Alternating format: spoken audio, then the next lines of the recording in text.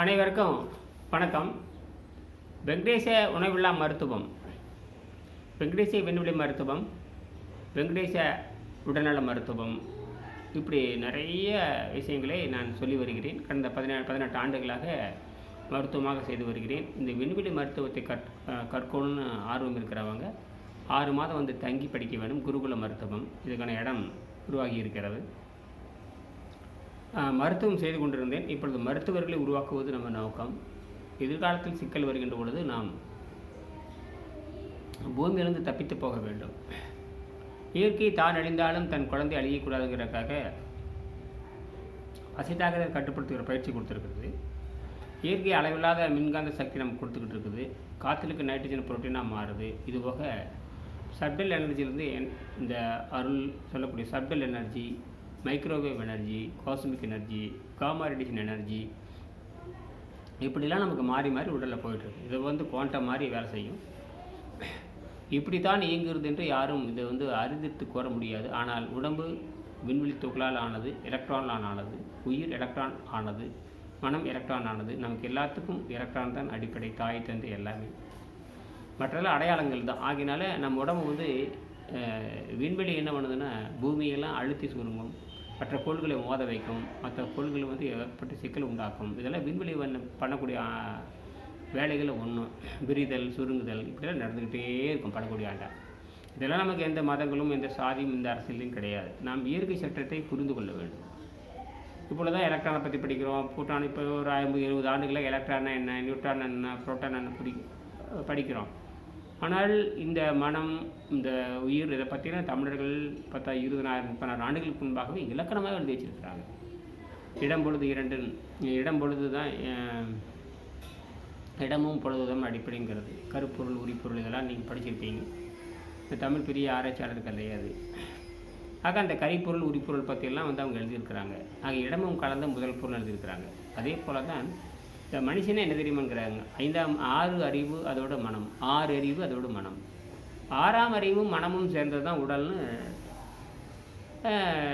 தொல்காப்பியம் சொல்லுது. ஒரு ஆச்சரியமாக இருக்குது. இதுதான் வந்து பல ஆயிரம் ஆண்டுகளுக்கு மனிதன் சிந்தித்து இயற்கை மொழியில், இயல் மொழியில் எழுதியிருக்கிறாங்க. இந்த இயல் மொழியை புரிந்து கொண்டு நாம் மக்களுக்கு சொல்லித்தர வேண்டும், மக்களை முன்னேற்ற வேண்டும். அதுதான் விஷயமே.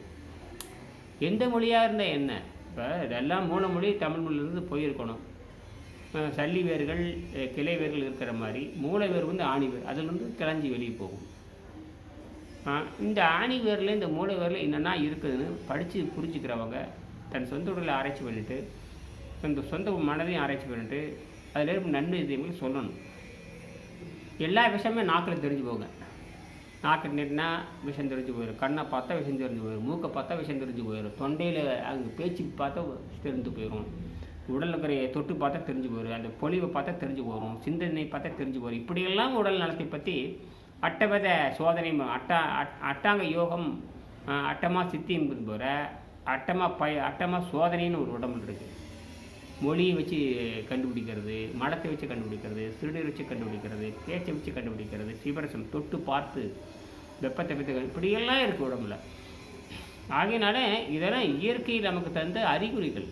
ஆனால் மேற்கு நாட்டு உலகம் அந்த அவங்க கண்டுபிடிச்ச ஆராய்ச்சி, அவங்க இதெல்லாம் அடிப்படையில் பகுத்தறிவை தாண்டாதது. பகுத்தறிவை தாண்டி உயிர் இருக்கிறது, பகுத்தறிவை தாண்டி மனம் இருக்கிறது. இயற்கை இயற்கை வந்து என்ன பண்ணோம்னா, தான் அடைந்தாலும் தன் குழந்தை அழியக்கூடாது என்பதற்காகவே 6ஆம் அறிவுங்கிற வித்தை கொடுத்துருக்கிறது. அதுக்கு வந்து உரனனும் தோட்டியான் உரைதும் காப்பான் வரணனும் வைப்புக்கு ஒரு வித்துன்னு வள்ளுவர் சொல்கிறாரு. ஆனால் நம்ம புரிஞ்சுக்கணும் இதெல்லாம். ஆகினால நான் என்ன பண்ணேன்னா, நான் அந்த சுருக்கமாக அவர் என்னென்னா, இங்கே வெங்கடேசன் எப்படியெல்லாம் இந்த உடம்பை வந்து பாதுகாக்கிறது சொல்கிறாரு அப்படிங்கிற நம்ம கொஞ்சம் புரிஞ்சுக்கணும். அருள் கூர்ந்து சிந்திக்குமாறு கேட்டுக்கொள்கிறேன். இப்போ இந்த உணவு இல்லாமல் வாழலாம் அப்படின்னாவே இந்த விஷ உணவுகள் தவிர்த்து வாழ்தல்னு பேர்.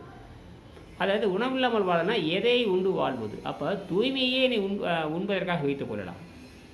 தூய்மை இல்லாத உணவுகளை தொடர்ந்து சாப்பிட்றத விட தூய்மை செய்கிற உணவுன்னு ஒன்று இருக்கு இல்லையா, அதை தான் புரிஞ்சுக்கணும். இதுக்கு பேர் என்ன தெரியுமா அர்த்தம்? உணவு மாதிரி உணவில்லா உணவுன்னு சொல்லுவாங்க இல்லையா, ஃபுட்லெஸ் ஃபுட்டுவாங்க. அதாவது உணவில்லாத, அதாவது மிமிக்ரி டயட்டுன்னு சொல்லுவாங்க. உணவில்லா உணவு முறை அப்படிம்பாங்க.